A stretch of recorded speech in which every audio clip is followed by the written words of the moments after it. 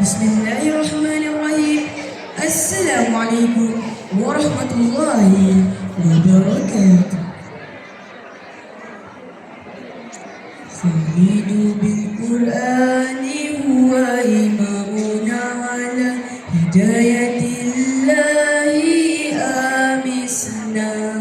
Khalidu bil Qur'ani huwa imamuna ala hidayatillahi amisna.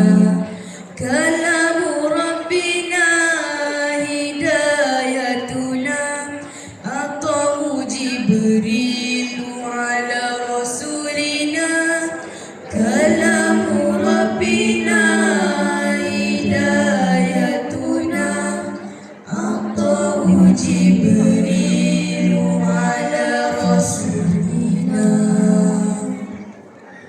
Kekalkan Al-Quran sebagai imam kita, semoga kembali di dalam petunjuknya. Kekalkan Al-Quran sebagai imam kita, semoga kembali di dalam petunjuknya. Kalamullah hidayah bagi kita, diberikan Jibril kepada Rasul kita. Kalamullah hidayah bagi kita, diberikan Jibril kepada Rasul kita.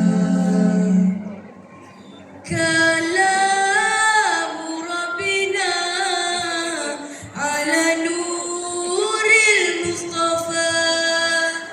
Kalamu Rabbina ala nuril Mustafa. Kalamu Rabbina ala nuril Mustafa.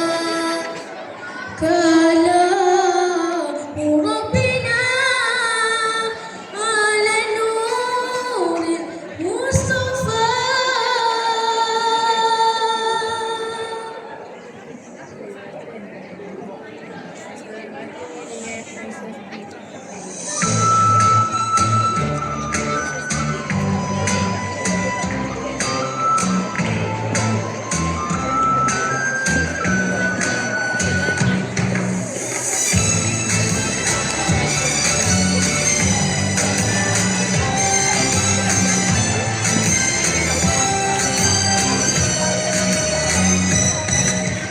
Walaupun dihimpunkan sejuta syahid dan mahada, tidak dapat terbanding Al-Quran kalamullah.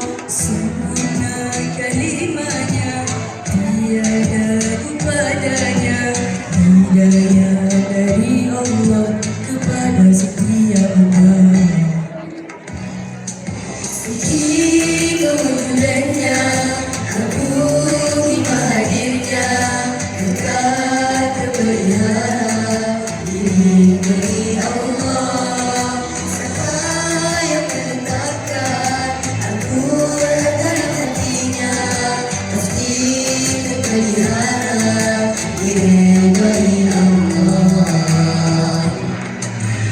Al-Quran jadi pedoman menempuh ranjau dunia, akan selamatlah insan dari dosa.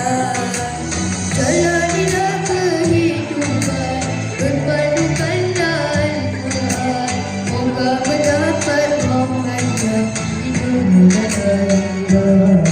Seumpama terang bintang yang menjadi panduan, nakoda di pelayaran, sesat di lautan. Begitulah Quran jadi kunci kebenaran, sisi semua kejadilan, hapus kebatilan. Pujikanlah Al-Quran, semaikanlah di dalam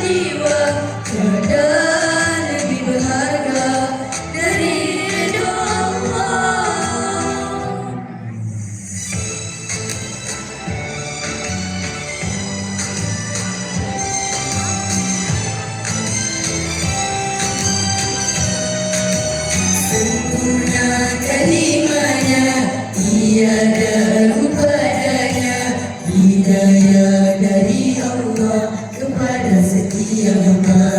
Seumpama terasa bintang yang menjadi panduan, kuda-kuda di pelayaran, sesat di lautan. Begitulah Quran jadi kunci kebenaran, isi semua kejahilan, hapus kebatilan. Muliakanlah Al-Quran, sebaikanlah di dalam jiwa, tiada lebih berharga dari redha Allah. Walaupun dihimpunkan sejuta syair